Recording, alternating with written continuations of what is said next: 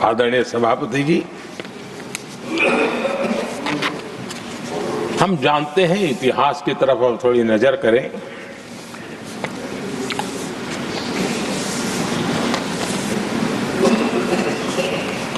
यानी मैं कह रहा हूं इसलिए नहीं,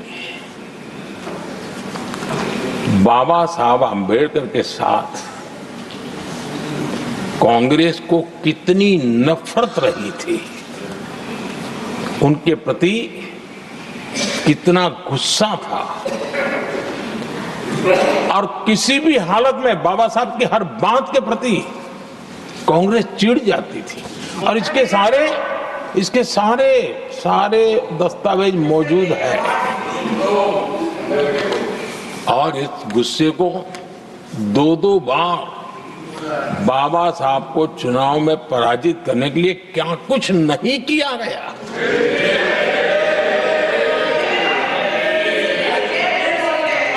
कभी भी बाबा साहब को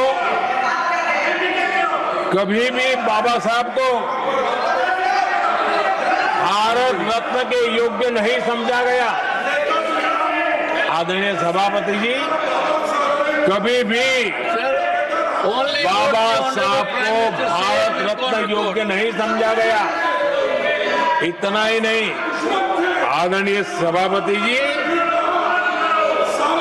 इस देश के लोगों ने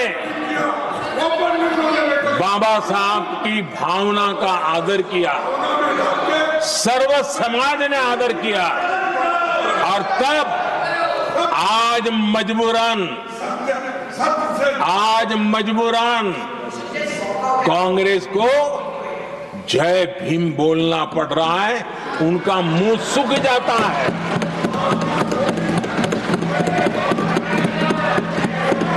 और आदरणीय सभापति जी, ये कांग्रेस भी रंग बदलने में बड़ी माहिर लग रही है। इतनी तेजी से अपना नकाब बदल देते हैं, ये इसमें साफ साफ नजर आ रहा है। आदरणीय सभापति जी, आप कांग्रेस का अध्ययन करेंगे तो कांग्रेस की राजनीति, जैसे हमारा मूल मंत्र रहा सबका साथ सबका विकास, वैसा उनका हमेशा रहा कि दूसरे की लकीर छोटी करना।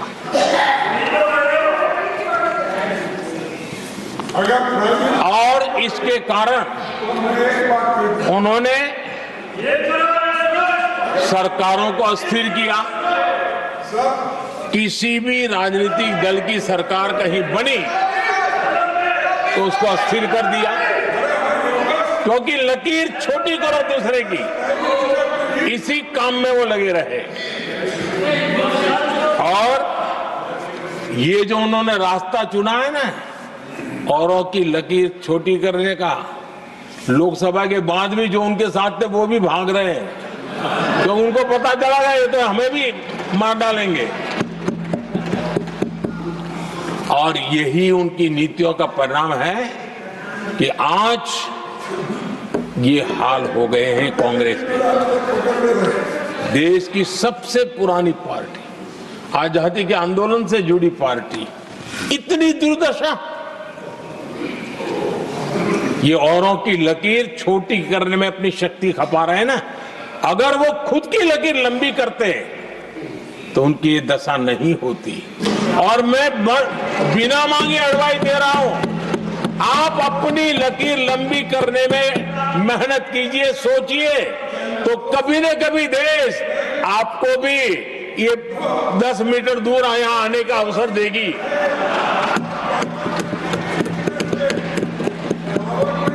आदरणीय सभापति जी, बाबा साहब ने SC/ST समुदाय की बुनियादी चुनौतियों को बहुत बारीकी से समझा था।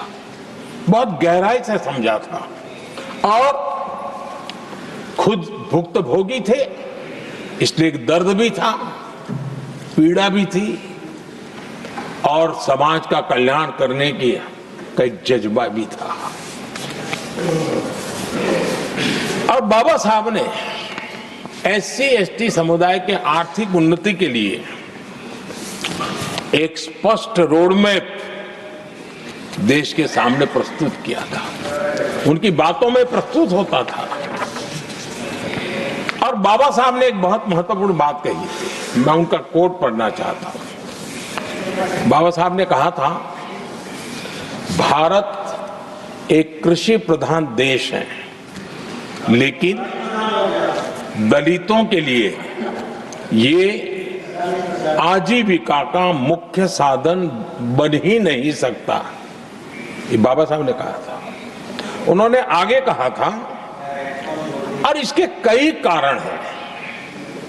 पहला, भूमि खरीदना उनके सामर्थ्य से बाहर है।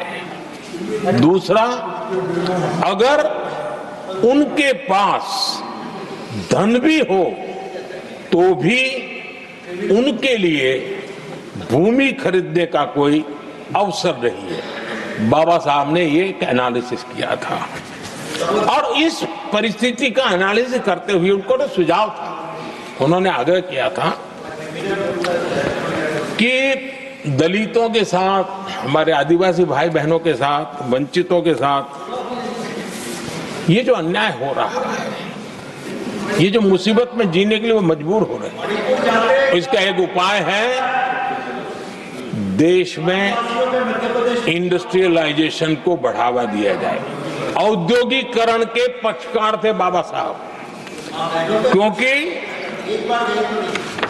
औद्योगिकरण करने के पीछे उनकी कल्पना साफ थी।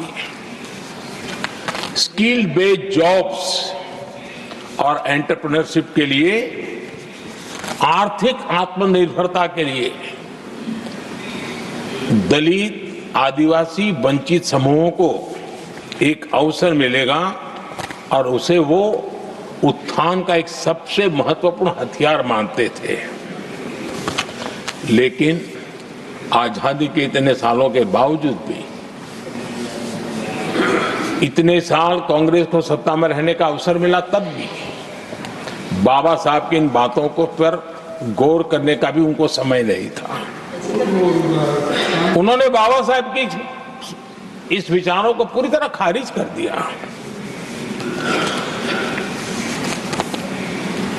SC/ST समुदाय की आर्थिक लाचारी बाबा साहब समाप्त करना चाहते थे। उसे कांग्रेस ने ऐसा उल्टा काम किया कि उसको गहरा संकट बना दिया।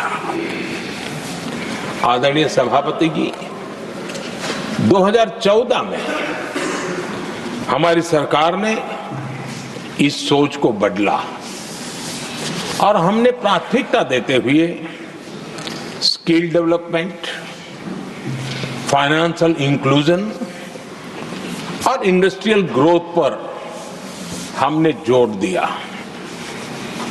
हमने PM विश्वकर्मा योजना बना करके समाज का वो तबका जिसके बिना समाज की रचना ही संभव नहीं है, और हर गांव में छोटे छोटे रूप में बिखरे हुए समाज, जो पारंपरिक कार्य करने वाले हमारे विश्वकर्मा भाई बहन, लोहार हो, कुम्हार हो, समाज के सोनार हो, ऐसे सारे जो वर्ग के लोग हैं, पहली बार देश में उनके लिए कोई चिंता हुई और उनको ट्रेनिंग देना, टेक्नोलॉजिकल अपग्रेडेशन के लिए नए औजार देना, डिजाइनिंग में उनको मदद करना, आर्थिक सहायता करना, उनके लिए बाजार उपलब्ध कराना, ये सारा दिशाओं में एक विशेष काम हमने अभियान चलाया हुआ है। और समाज का ये वर्ग है जिसकी तरफ किसी ने ध्यान नहीं दिया, और समाज नियंत्रण में जिसका महत्वपूर्ण रोल है, उस विश्वकर्मा समाज की हमने चिंता। आदरणीय सभापति जी, हमने मुद्रा योजना शुरू करके जिन लोगों को पहली बार उद्यम के क्षेत्र में आना था उनको निमंत्रित किया, उनको प्रोत्साहित किया। बिना गारंटी को लोन देने का एक बहुत बड़ा अभियान हमने चलाया ताकि समाज में ये बहुत बड़ा समुदाय है जो आत्मनिर्भरता के अपने सपने को पूरा कर सके, और उसमें बहुत बड़ी सफलता मिली। हमने एक योजना और भी बनाई, स्टैंड अप इंडिया, जिसका मकसद था SC ST समुदाय के हमारे भाई बहन और कोई भी समाज की महिला, उसको बैंक से 1 करोड़ रुपए का बिना गारंटी को लोन, ताकि वो अपना कारोबार, और हमने इस बार बजट में इसको डबल कर दिया है। और मैंने देखा है कि लाखों ऐसे नौजवान इस वंचित समुदाय से या लाखों बहनें आज मुद्रा योजना के द्वारा अपना कारोबार करना शुरू किया है और खुद को तो रोजगार पाया ही, लेकिन उन्होंने किसी 1-2 और लोगों को भी रोजगार दिया है। आदरणीय सभापति जी, हर कारीगर का सशक्तिकरण, हर समुदाय का सशक्तिकरण, और जो बाबा साहब का सपना था उसको पूरा करने का काम मुद्रा योजना के माध्यम से हमने किया है।